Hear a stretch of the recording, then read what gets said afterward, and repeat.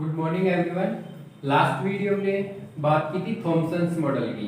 उसके बाद आया रदरफोर्ड का स्वर्ण पत्र प्रयोग या रदरफोर्ड्स गोल्ड फॉइल एक्सपेरिमेंट। ये थॉमसन्स मॉडल को गलत साबित किया इसने, रदरफोर्ड ने। ये आया था 1911 में। रदरफोर्ड व उनके स्टूडेंट्स ने ये प्रयोग किया था। इसके अंदर सेटअप में क्या क्या लगाया, एक स्क्रीन लगाई, पर्दा और एक सोने की पन्नी ली। सोने की पन्नी की मोटाई थी 10⁻⁷ मीटर या 100 नैनोमीटर। बहुत पतली पन्नी ली थी। एक वृत्ताकार आवरण लगाया जिसके पीछे जिंक सल्फाइड का लेप किया गया ताकि चमक उत्पन्न हो, लाइट बढ़े। और यह एक्सपेरिमेंट एक डार्क रूम में हुआ था। स्क्रीन लगाई, वृत्ताकार आवरण लगाया जिसके ऊपर ZNS का लेप किया गया। गोल्ड फॉइल सोने की पन्नी ली गई, बहुत पतली, जिसकी मोटाई थी 10⁻⁷ मीटर या 100 नैनोमीटर। यहाँ पे रखा गया अल्फा कण स्रोत, ये बीच में अल्फा कण स्रोत, जिससे अल्फा कण निकलेंगे। अल्फा कण होते हैं हीलियम का नाभिक। हीलियम का नाभिक होता है अल्फा कण, जिसमें 2 प्रोटॉन और 2 न्यूट्रॉन होते हैं। हीलियम के नाभिक के अंदर 2 प्रोटॉन और 2 न्यूट्रॉन। यहाँ से लगातार अल्फा कण निकलेंगे। इस अल्फा कण स्रोत को एक लेड बॉक्स से बंद कर दिया, कांच के आवरण से बंद कर दिया, ताकि जो इससे रेडिएशन निकले वो अलग अलग दिशाओं में ना जाए, एक सीधी रेखा में जाए। इसलिए इसको लेड बॉक्स के अंदर बंद कर दिया, जिससे जो किरणें निकल रही थी वो लगातार सीधी रेखा में जा रही थी, ताकि गोल्ड फॉइल से टकराए, सोने की पन्नी से टकराए। इनका मतलब डिफ्लेक्शन ना हो, यहाँ पे सीधी रेखा में जाएंगी और गोल्ड फॉइल से टकराएंगी। अब इसको ये सेटअप तैयार करने के बाद उन्होंने इससे प्रेक्षण प्राप्त किए। रदरफोर्ड और उनके स्टूडेंट ने इनके प्रेक्षण प्राप्त किए। अब उनके प्रेक्षण देखते क्या थे। अब इनके प्रेक्षण देखते क्या ऑब्जर्वेशन किया, इस प्रयोग के द्वारा क्या ऑब्जर्वेशन किया गया। पहला ऑब्जर्वेशन था अधिकांश अल्फा कण बिना विक्षेपण के सीधे निकल गए। पहला ऑब्जर्वेशन किया बहुत सारे कण मैक्सिमम बिना विक्षेपण के सीधे निकल गए, कोई उनमें डिफ्लेक्शन नहीं हुआ, सीधे निकल गए, वो सीधा यहाँ पे टकराए, चमक उत्पन्न हुई यहाँ पे। दूसरा पॉइंट था बहुत कम अल्फा कण कुछ अंश कोण से विक्षेपित हुए। मतलब बहुत सारे कणों में से कुछ ऐसे थे जिनका कुछ कोण पे विक्षेपण हो गया, अलग अलग एंगल से, अलग अलग दिशाओं में विक्षेपण हो गया। तीसरा 20,000 में से एक अल्फा कण ऐसा भी था जो 180 डिग्री कोण पर वापस आ गया। मतलब जैसे गया वैसे ही वापस लौट के आ गया 180 डिग्री कोण पे। एक 20,000 में से कोई एक पार्टिकल ऐसा भी था तो जैसे गया वैसे ही लौट के वापस आ गया। ये ऑब्जर्वेशन रदरफोर्ड ने अपने एक्सपेरिमेंट में। अब इसके रिजल्ट्स देखते हैं, परिणाम क्या निकले। परमाणु का अधिकांश भाग खोखला और आवेशहीन होता है, मतलब खाली स्थान होता है अधिकांश भाग में। ये परमाणु है, इसका अधिकतर भाग ये खाली है, पूरा पार्ट खाली होता है। जहां से इसलिए क्या हुआ, सीधे निकल गए, अल्फा कण अधिकांश सीधे निकल गए, क्योंकि ये खाली पार्ट होता है, यहाँ पे कोई डिफ्लेक्शन नहीं हुआ, सीधे निकल गए। पहला रिजल्ट क्या था, परमाणु का अधिकांश भाग खोखला और आवेशहीन होता है, वहां पे कोई चार्ज नहीं होता और खाली होता है, इसलिए सीधे निकल गए, कोई डिफ्लेक्शन नहीं हुआ, पहला रिजल्ट। दूसरा, कुछ अल्फा कण विक्षेपित हो गए, इसलिए उन पर निश्चित ही प्रबल प्रतिकर्षण बल लग रहा है। कुछ अल्फा कणों का क्या हुआ था, डिफ्लेक्शन हुआ था, प्रतिकर्षण बल लग रहा था उनके ऊपर। बीच में पॉजिटिव चार्ज है और इधर से भी पॉजिटिव चार्ज आ रहा है, अल्फा कण पॉजिटिवली चार्ज होते हैं और बीच में नाभिक भी पॉजिटिव चार्ज है। यहाँ से अल्फा कण टकराएंगे तो इसमें क्या लगेगा, प्रतिकर्षण बल। प्रतिकर्षण बल लगेगा तो डिफ्लेक्शन होगा, मतलब जो इसके पास से गुजरे बिल्कुल क्लोज से, उनमें प्रतिकर्षण बल लगा और वो अलग अलग एंगल पे डिफ्लेक्ट हो गए।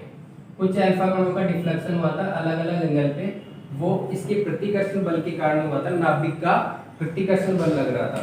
अतः समस्त धनावेश परमाणु के अंदर केंद्रित होता है एक जगह पे, मतलब सेंटर में केंद्रित होता है धनावेश, तभी डिफ्लेक्शन हुआ अलग अलग एंगल पे। यहाँ पे सेंटर में पूरा धनावेश केंद्रित होता है, जिसको नाभिक कहते हैं। परमाणु में धनावेश का आयतन उसके कुल आयतन की तुलना में बहुत कम होता है।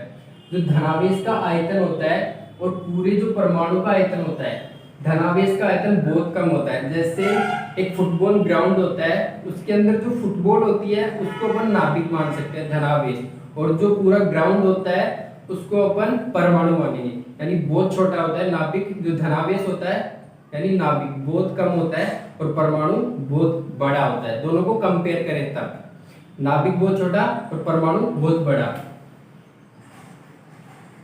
इस धनावेशित आयतन को नाभिक कहते हैं। जो धनावेश होता है बीच में ये छोटा सा आयतन बना, छोटा सा, इसको बोलेंगे नाभिक, न्यूक्लियस या नाभिक बोलेंगे इसको। नाभिक की त्रिज्या होती है 10 की पावर माइनस 15 मीटर और परमाणु की त्रिज्या होती है 10 की पावर माइनस 10 मीटर। 10 की पावर माइनस 10 मीटर परमाणु की त्रिज्या और नाभिक की त्रिज्या 10 की पावर माइनस 15 मीटर होती है। ये रदरफोर्ड एक्सपेरिमेंट के रिजल्ट्स थे कुछ। इसका मॉडल, मतलब कि इस रिजल्ट्स के आधार पर अपना एक मॉडल दिया रदरफोर्ड ने। इस रिजल्ट्स के आधार पे रदरफोर्ड ने अपना एक मॉडल प्रस्तुत किया। उनके निम्नलिखित बिंदु है, अपना एक मॉडल बनाया इस रिजल्ट्स के आधार पे। पहला बिंदु क्या है, परमाणु का संपूर्ण धनावेश तथा द्रव्यमान उसके मध्य भाग नाभिक में केंद्रित होता है। जो परमाणु होता है उसका संपूर्ण पॉजिटिव चार्ज धनावेश और उसका द्रव्यमान सेंटर में होता है, नाभिक के अंदर होता है। परमाणु का अधिकांश भाग रिक्त होता है, मैक्सिमम पार्ट खाली होता है परमाणु का। ये परमाणु बीच में नाभिक, ये पार्ट पूरा खाली होता है। ये सेकंड पॉइंट था, जिसमें वृत्ताकार कक्षा में इलेक्ट्रॉन चक्कर लगाते हैं तेज गति से। इन वृत्ताकार पथों को कक्षा कहते हैं। मतलब ये जो खाली पार्ट होता है यहाँ पे इलेक्ट्रॉन चक्कर लगाते हैं, मूव करते हैं, इलेक्ट्रॉन लगातार चक्कर लगाते रहते हैं। इन वृत्ताकार पथों को क्या कहते हैं, कक्षा या ऑर्बिट कहते हैं। नाभिक के चारों तरफ क्या चक्कर लगाते हैं, इलेक्ट्रॉन वृत्ताकार पथ में, उसको कक्षा या ऑर्बिट कहते हैं। वृत्ताकार पथों को कक्षा या ऑर्बिट कहते हैं। तीसरा पॉइंट है, परमाणु विद्युतीय रूप से उदासीन होते हैं, अतः निश्चित ही इसमें जितने इलेक्ट्रॉन होते हैं उतने ही प्रोटॉन होते हैं। ये पूरा एटम है, इसके अंदर बीच में ये नाभिक पॉजिटिव चार्ज, यहाँ पे होते हैं इलेक्ट्रॉन चारों तरफ वृत्ताकार कक्षाओं में। मतलब उदासीन होता है एटम। कैसा होता है, विद्युतीय रूप से उदासीन, न्यूट्रल होता है। मतलब जितना पॉजिटिव चार्ज होगा उतना ही नेगेटिव चार्ज होगा, जितने इलेक्ट्रॉन होंगे उतने ही प्रोटॉन होंगे, तो एक दूसरे को उदासीन कर देंगे। ये थर्ड पॉइंट था उसका। रदरफोर्ड का मॉडल जो सौर मॉडल होता है उसके मॉडल के द्वारा भी समझा जा सकता है। जैसे बीच में जो सूर्य होता है उसके चारों तरफ क्या चक्कर लगाते हैं, सभी ग्रह चक्कर लगाते हैं वृत्ताकार कक्षाओं में, अपनी अपनी कक्षाओं में।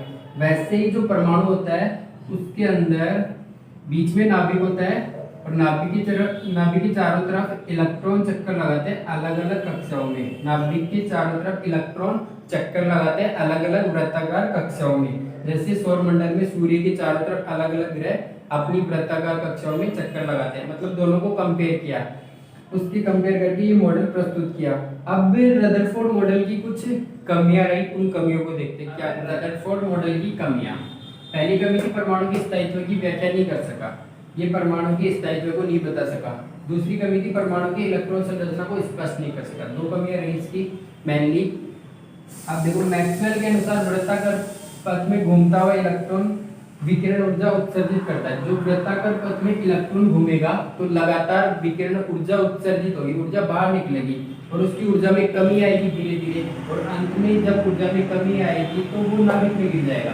नाभिक में गिर जाएगा तो परमाणु स्थायी नहीं होगा, लेकिन परमाणु तो स्थायी होता है, ये उसकी कमी थी। परमाणु के स्थायित्व को नहीं बता सका। वृत्ताकार पथ में घूमता हुआ इलेक्ट्रॉन अंततः नाभिक में गिरेगा क्योंकि उसकी ऊर्जा में कमी आएगी। दूसरा, यह परमाणु के स्पेक्ट्रम और उस एक कक्षा में इलेक्ट्रॉन की संख्या को भी स्पष्ट नहीं कर सका।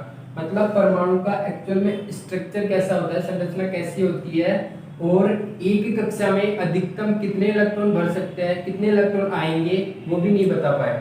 ये रदरफोर्ड मॉडल, ये रदरफोर्ड मॉडल कंप्लीट होता है। इसके बाद में पढ़ेंगे नील्स बोर का मॉडल। आज के वीडियो में इतना ही। Thank you for watching.